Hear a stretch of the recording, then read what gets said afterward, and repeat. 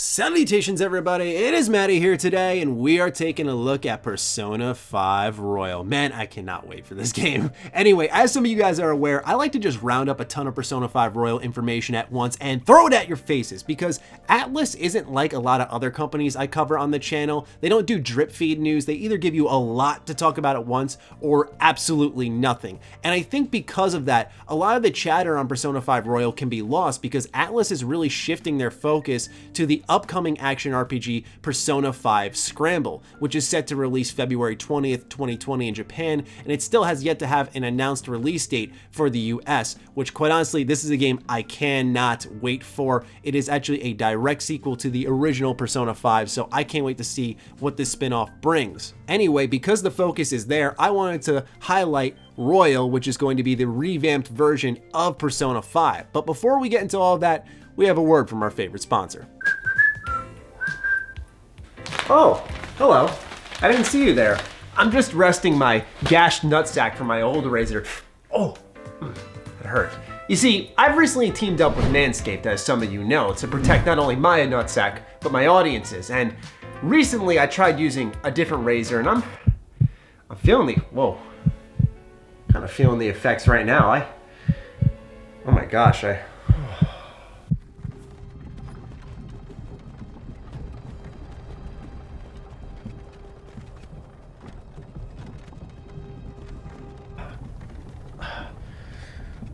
Where the heck am I? Hey, you're finally awake. I'm finally awake. I got news for everyone on this wagon. I'm the most awake person here. All of you have been asleep because I use the Manscaped Lawnmower 3.0. Cordless, waterproof. Use it in the shower if you want. It's dead quiet as well, so no one's gonna know what you're doing in there. On top of that, there's a guard. This little attachment right here, it will actually save you. It will save you so many times. You don't gotta deal with any razors touching some sacred skin. You just go ahead, turn it on. This is not any type of magica. This is real. This is a real object. You can believe me, this will change your life. And if any of you are interested, all you have to do is head over to manscaped.com, and when you make your order, put in the code Matty. You get 20% off that order as well as free shipping. So go ahead, get to it, and take care of your Nordic balls. Okay, so I hope you guys like that. Now let's talk Persona 5 Royal. There's gonna be a gigantic blowout of Persona 5 Royal content, and I mean a lot. So I announced earlier this week that I was going to be attending a media preview event, which looked so dope. Look at some of these pictures, man. It's like you're just in Persona 5 itself. Oh my gosh. But there was a media event where you got to play Persona 5 Royal for about an hour or so, and I was originally going to attend. I was going to fly out to LA for it. Sadly, I was not able to make it as I announced. I am pretty sick. I'm just getting over my sickness as it stands now, so I was not able to go hands-on with the game, but that does not mean that a lot of other people were not able to, and they likely will have tons of gameplay and information to share. So I don't know when that information will be coming out, but do know there is going to be a huge explosion of Persona 5 Royal content in the near future, and I can't wait to see what everyone brings out. I can't wait to discuss what's going to be in the game. But what we can currently talk about, something we can currently analyze, is a couple of days ago we received a Persona 5 Royal trailer, which reintroduced the English cast and actually showed off some spunky gameplay. So there were a couple of new features that were flexed here in this trailer. For example, one of them is partner attacks, which you're seeing in the screenshots here between Morgana and Ann. We also see Yusuke and Ryuji with a hilarious one where they're at like a ramen bar and their meal gets interrupted, so they throw a grenade and shoot it. Like, what? This is why we love this game, man. It's incredible how creative they are with it. We got Ryuji and Makoto doing a partner attack. We have Makoto and Haru doing like a double elbow drop. Like, yeah, this is what I'm talking about. By the way, Makoto, best girl. We also see Morgana and Haru doing an attack together. So this is a new feature for Persona 5 Royal. I really like it. It adds to that sizzle, that flavor that we got with the all-out attacks and how stylistic they were. We've seen them in previous Persona games, but I think arguably 5 had the best presentation for it. And I feel the partner attacks build off of that with that unique blending of art and gameplay that we love from Persona games. We also know that, of course, Kasumi is going to be the newest Phantom Thief in Persona 5 Royal, and of course that also means she's going to have a dungeon based around her. Now, it's really hard to discern what's going on here, but there are snippets in the trailer of what looks to be her palace, because the rest of it's pretty unrecognizable compared to the base game of Persona 5, and the theme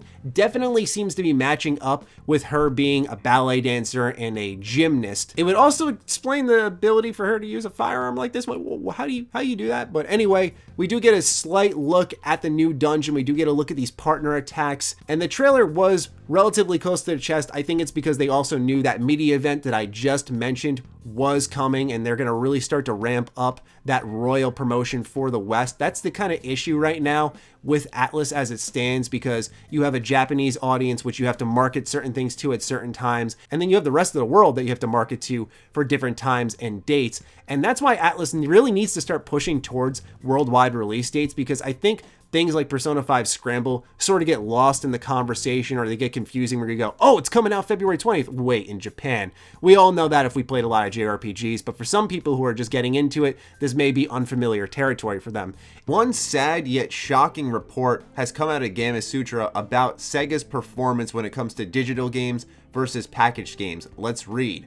That upswing comes despite new packaged game sales from the likes of Persona 5 Royal and Mario and Sonic at the Olympic Games Tokyo 2020 falling below expectations. Although Sega still sold 19.3 million units in Q3 2020 compared to 18.5 million units in Q3 2019, with digital and catalog titles picking up the slack. So yes, Persona 5 Royal actually surprisingly underperformed in Japan. Now, it is a re-release, it is a revamp, but it did review extremely well, and Persona is much more popular over there. I found this surprising because it seems like ever since Persona was added into Smash Brothers, that Persona's just received this huge amount of growth. Like, it's widely recognized. It's no longer as niche as it once was, but perhaps I'm incorrect and it's not yet set to be a huge seller no matter what. And I do wonder now how Persona 5 Scramble would perform. Are people as interested in that? Are they more interested in that? Is that where they're saving their money?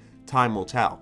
In other news, when it comes to Persona 5 Royal, marketing's kicking up in a way that I don't think a lot of people would expect, which is crossovers. Joker has made an appearance in the recently released Tokyo Mirage Sessions, an underrated JRPG that originally released on the Wii U and still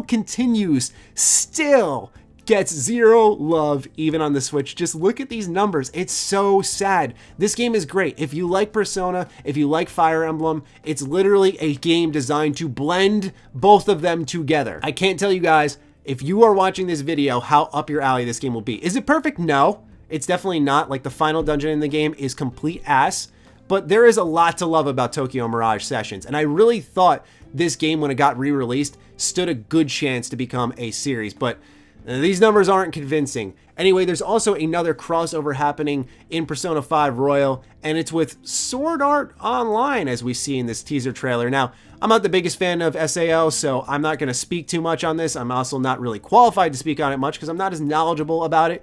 But yeah, just know that there's another crossover happening there. I think this one's more beneficial to Persona because it's increased exposure, whereas Tokyo Mirage Sessions, well, as I said, the numbers sort of speak for itself. This is more so to benefit that game rather than Persona. Okay, now that I got all the non-spoilery information out of the way, let's get to speculating a little bit about one particular line that was in the Persona 5 Royal trailer that reintroduced the English cast. So if you have not played Persona 5 at all, or you don't want anything spoiled for you Persona 5 related, I would highly suggest you click off this video now. So this is my warning to you. And now, with that said, let's get into a little bit of spoilers. So as we know, for those of us who have completed Persona 5, the original release, Akechi doesn't make it all the way through. And one of the biggest requests with Royal has been a turnaround in Akechi's fate, so to say.